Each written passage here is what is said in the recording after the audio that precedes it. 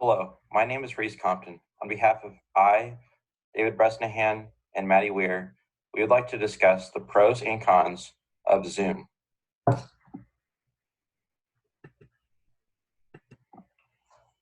first, I'd like to introduce you guys to Zoom. Zoom is a virtual meeting space online for users to work remotely. This was founded in 2012 by Eric Yuan, and it skyrocketed by 260 million subscribers within 9 years. They have the ability to bypass its competitors such as Skype and FaceTime, which are not compatible for some people. And there's many technological advances in Zoom, which we will see later in our pro section. We decided to put this object in our presentation to show you all what Zoom has done in the last year during the global pandemic. And this is a reason why we chose this Zoom topic, because Zoom has taken over the meeting space world. If you look at the data, especially from 2020 to 2021, there was a huge difference in the amount of users, up all the way almost over 3 trillion users in this quarter alone. There are many pros of Zoom, and the pros outweigh the cons at the end of the day. But the three that we're going to be talking about are: Zoom supports large audiences, it's very versatile, and it's very efficient for users. My name is Maddie Weir, and I will be discussing the pros and cons of Zoom.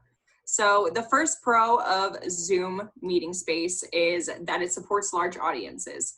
This is a place for a huge mass of people to join in on one conference call, and they can be anywhere in the world and join in on this with that link. This is huge because it allows for smoother and more productive meetings, as well as it can allow a shorter time frame for your meetings because you're just on this conference call versus travel time to a meeting destination and back. Not only that, but it allows for corporate companies to train their employees worldwide versus having everybody to come in for their training. The next pro of Zoom is that it's very versatile. This allows for remote working. It declines your costs for spending on office expenses as well as office space. There's a lower carbon footprint. The next is that everyone, when you're using Zoom, has a voice. As long as your computer is compatible with your microphone and your camera, then everyone has a voice. They can speak, they can be seen. It's good for collaborations stemming from virtual meetings. There's an ability to share your screen on Zoom. Not only that, but you can record presentations on Zoom, which is really awesome. Businesses can present easily, as well as they can present to a big audience. You can zoom into TED Talks, such as as an example. You can do this while you're across the country because of how versatile Zoom is. Lastly, the efficiency of Zoom. There's no need for you to find a meeting place. It saves on money because you just have to pay for that fee for Zoom if you wanted to do larger mass meetings. It takes less time. Like I said, there's no need to commute. There's no conference room needed. There's an ability to meet frequently. You can do 50 to 30 minutes in most instances. It's super easy to get on Zoom, and all you do is send a link and you click on it and you're there, you're in the meeting. Hello, my name is David Bresnahan, and we'll be moving on to the cons of Zoom. There are three main cons that I would like to discuss. The first being that Zoom requires a major reliance on technology. The second being that there's very limited control with what a user can do in Zoom. And third, Zoom offers a variety of pricing options which can quickly scale if you are not careful. The first major con of Zoom that I would like to cover is the reliance on technology aspect of the software. There are three main issues that arise with the reliance on technology that Zoom requires. First is that slow internet speed has the potential to entirely derail meetings. This has become a big problem, especially on long distance meetings where not everybody's on the same Wi-Fi network. That means that the more people that you have in the meeting, the higher the potential is that certain individuals will not be able to participate. Second, There are major bugs and glitches that can happen and actually ruin meetings if you're not careful.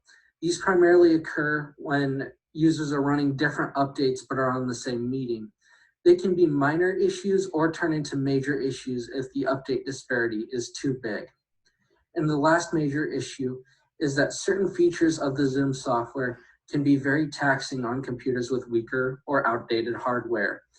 Certain features such as streaming the meeting can lead to your computer or laptop overheating and running into issues where lag may become a concern. Another major feature that may be limited by certain computer hardware is screen sharing. This is a major problem because you're streaming your screen to everybody in the meeting, and it puts a lot of stress on your CPU. If your computer is not built to handle it, it could lead to your computer overheating and actually breaking itself. Another major con of Zoom is that there's limited control for users, particularly hosts within the software. It is very easy for participants in a meeting to get distracted by pulling up other tabs or web pages and browsing while not participating in the meeting or paying attention. And there are a few ways to monitor attention, as in 2020, Zoom removed the feature that allowed meeting hosts to view what meeting participants were doing on their screen.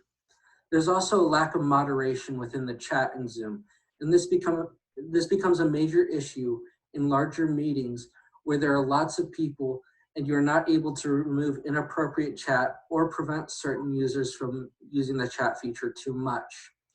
There's also the major concern of Zoom bombing, which arose primarily at the start of 2020. This is where somebody who is uninvited to the meeting gets the link to the meeting leaked to them by a participant, and they join and cause major disruptions, which usually waste the entire time of the meeting. There's absolutely no recourse for the people who leak the link to the meeting or those who participate in the Zoom bombing. The last major con of Zoom that we will be exploring in this presentation is the pricing aspect of the software. There's large price ranges on a monthly basis, ranging anywhere from free to $10,000 and up per month. There's also a separate event pricing page where the prices get so large that you need to contact the sales team in order to get an accurate estimate on what you will pay. There's also limited functionality within the free software. There's a 40-minute hard cap on call length, and this can be a major issue if your meeting is going to extend beyond that point. There's also no cloud recording, so you need to download a third-party software in order to keep track of everything that is said within the meeting. There's also a 100-person limit, which can become an issue for larger meetings where there are more participants involved. To conclude this presentation on the pros and cons of Zoom, the rise of usage has skyrocketed due to the global pandemic of COVID-19, along with the online schooling that's going on versus in classroom, which is Zoom has completely taken over the education side. It creates convenience for quicker meeting calls from the comfort of your own home without any commute or traffic having to deal with. Any piece has some drawbacks such as glitches or updates, but overall, Zoom has been very productive and many people will continue to use it. In the future is Zoom. We would like to thank you guys for listening to our pro and con presentation on Zoom. Here are our contact information. If you have any questions, please contact us by email or phone. Thank you.